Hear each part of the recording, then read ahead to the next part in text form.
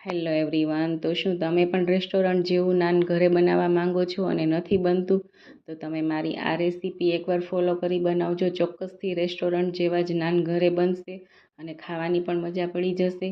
તો એના માટે મેં અડધી વાટકી પાણી લીધું છે અને અડધી વાટકી દૂધ લીધું છે અને એક વાટકો ઘરનું મોળું દહીં લીધું છે.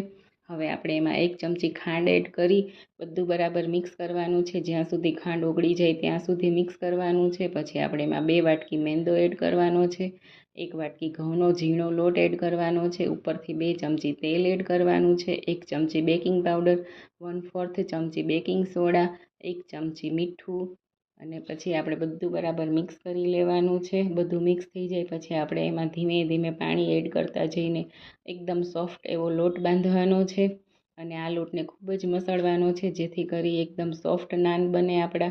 તો પછી આપણે ઉપર તેલવાળો હાથ કરી એને ઢાંકીને 2 કલાક માટે રહેવા દેવાનું છે જેથી કરી એમાં આથો આવી જાય અને આપણા નાન એકદમ સોફ્ટ બને.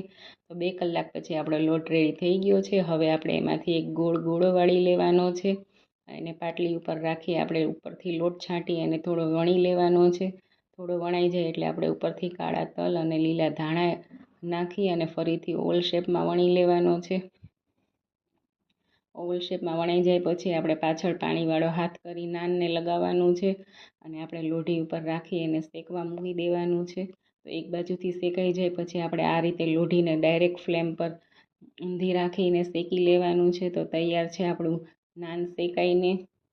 તો તમે જોઈ શકો છો કેટલું સરસ બન્યું છે. ઉપરથી હવે આપણે બટર લગાવી દેવાનું છે તમને જેટલું ગમતું હોય એટલું.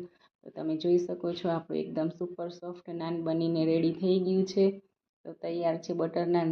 તમે આ રીતે બનાવશો તો ચોક્કસ રેસ્ટોરન્ટ જેવું જ નાન ઘરે બનશે અને બધા તમારા વખાણ કરતા નહીં થાકે. તો તમે એકવાર ચોક્કસથી આ રીતે બટર નાન ઘરે બનાવજો અને મારી ચેનલને સબસ્ક્રાઈબ કરવાનું ભૂલતા